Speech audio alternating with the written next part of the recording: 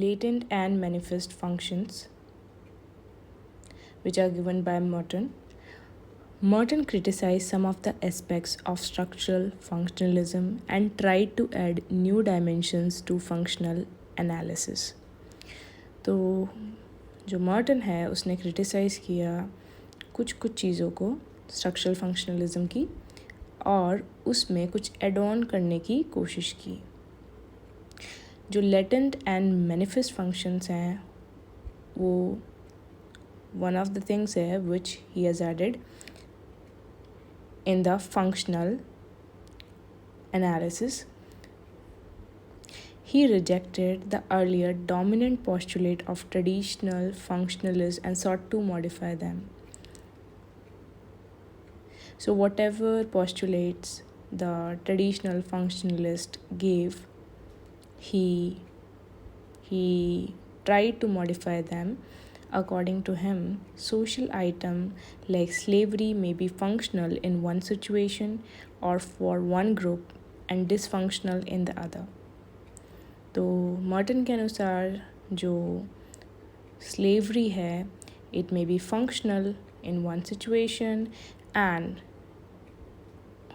dysfunctional in another. So for example, जो owner है उसके लिए तो वो functional है, but जो slave है उसके लिए slavery is dysfunctional because he is not able to live his life fully and he is controlled by another human being. To cope up with such issues, he suggested that there should be multiple levels of analysis while dealing with social items. So slavery is a social item. So he mentioned that to cope up with such issues, that the issue of the same item being functional and dysfunctional at the same time.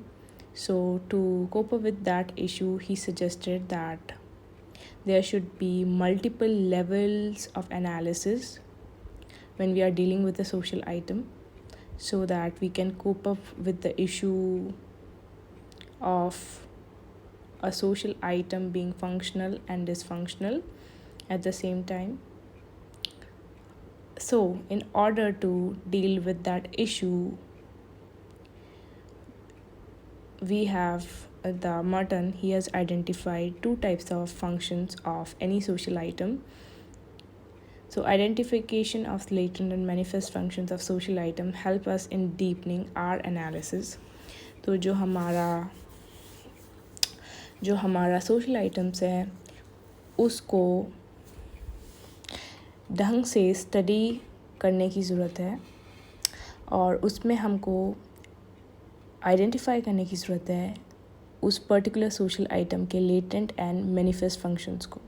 Latent function माने hidden function और manifest function माने जो सामने सामने दिख रहा है आपको.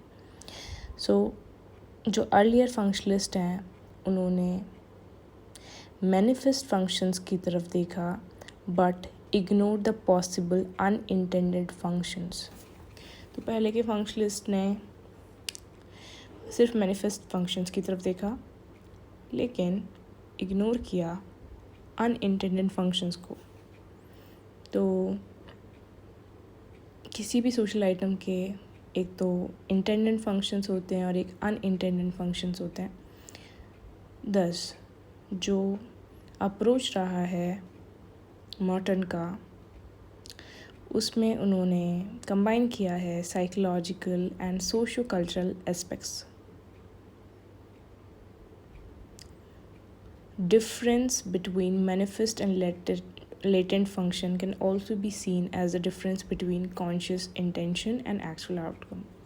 So the difference between manifest function and latent function can be seen as difference between conscious intention and actual outcome. तो जो manifest function होता है जो हमने सोच रखा है that is manifest function और latent function होता है जो उसका असली में उसका जो फंक्शन निकल के आ रहा है. ठीक है, जो एक्चुअल आउटकम आ रहा है उस चीज़ का. ठीक है, आप जैसे आपने कोई चीज़ ली, आपने एक प्लेट ली खाना खाने के लिए. ठीक है।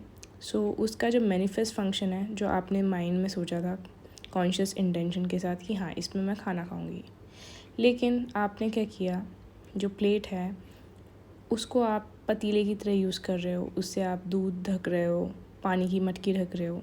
So that is latent function of it, जो कि उस प्लेट का एक्चुअल आउटकम हुआ जिस तरीके से आप उसको यूज़ कर रहे हो।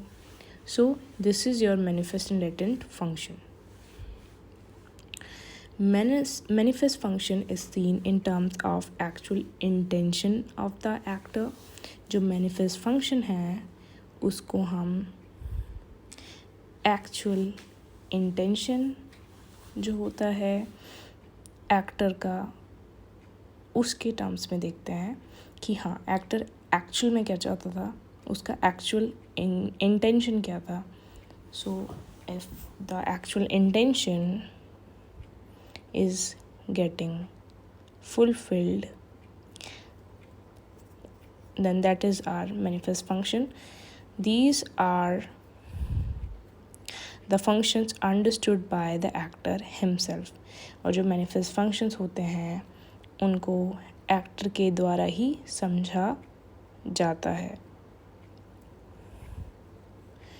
तो manifest function है जो प्लेट है उसका काम है उस पे रख के खाना खाना है. तो जो उसका मैनिफेस्ट फंक्शन है वो एक्टर खुद ही समझता है कि हाँ इस प्लेट पे खाना खाया जाना है. These are the subjective dispositions of the actor. It refers to micro aspect of reality and is usually studied mainly through a non-positivist approach.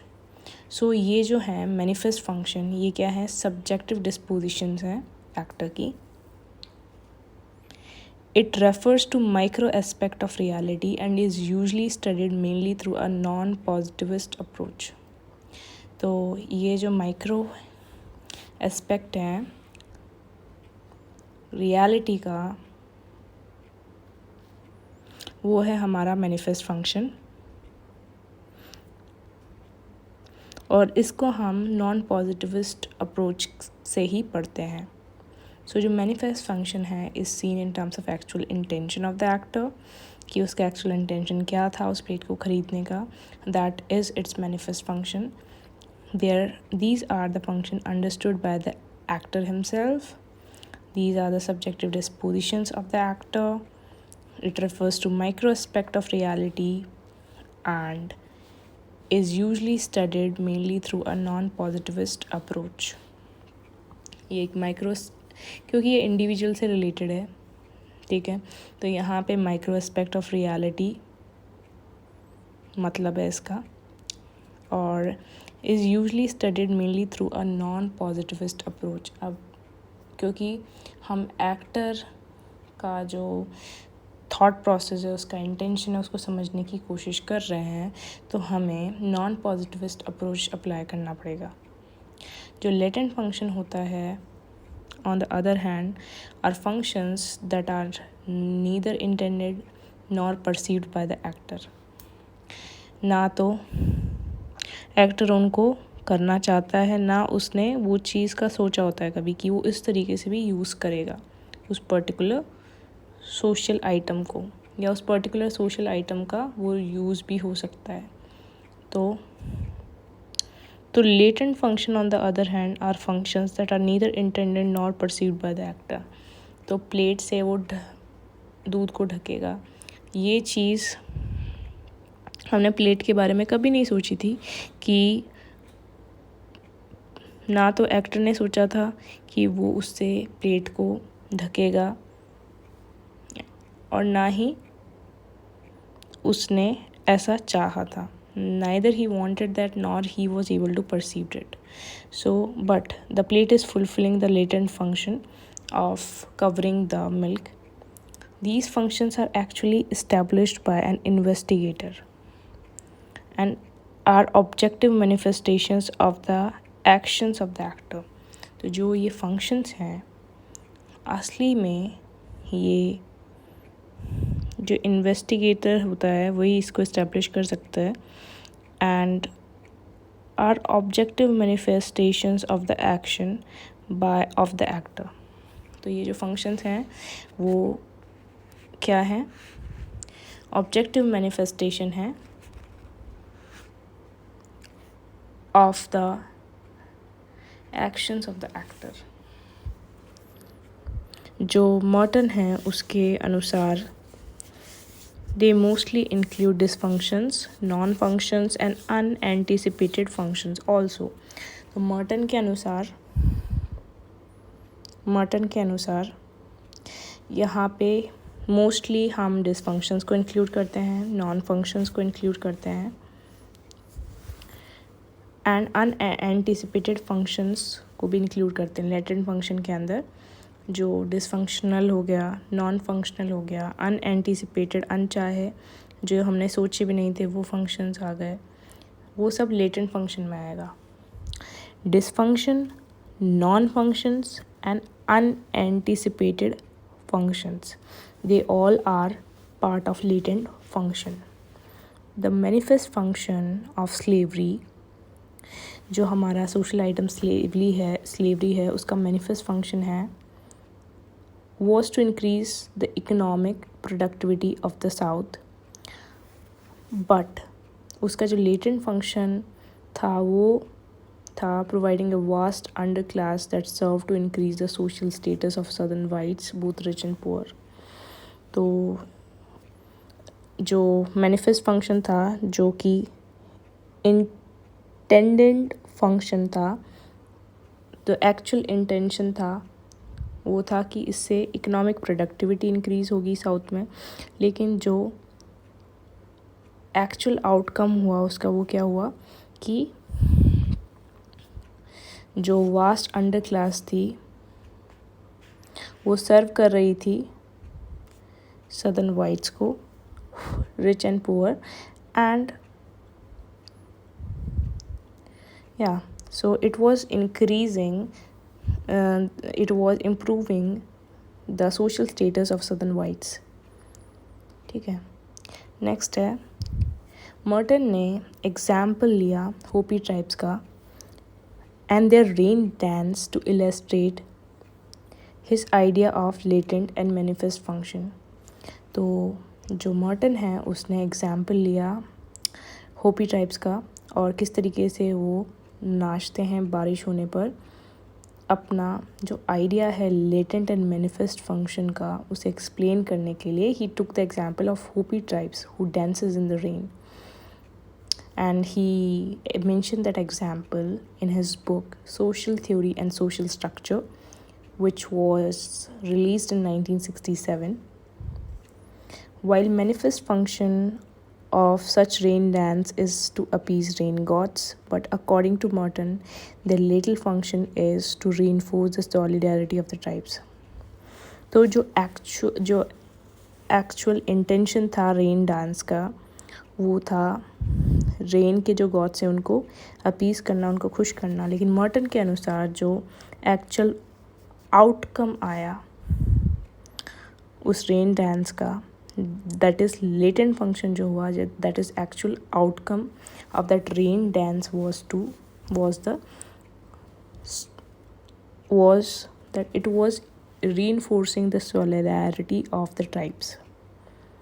ठीक है, तो manifest function होता है हमारा actual intention and latent function होता है हमारा actual outcome। तो similarly मर्टन से पहले भी Similarly, even before Merton explicitly propounded this theory, Thorstein Veblen in his theory of leisure class taken the example of conspicuous consumption in terms of purchase of new cars। तो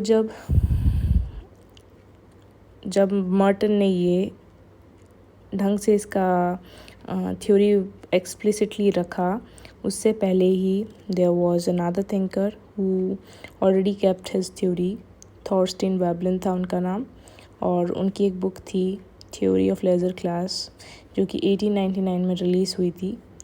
In that he took the example of conspicuous consumption in terms of purchase of new car, transportation is a manifest function, that is the actual intention, but जो actual outcome था, जो latent function था, is the reassertion of social status. So while people were purchasing car, the actual reason, the actual intention was, जो actual intention था वो था transportation, but जो actual outcome आया वो आया reassertion of social status.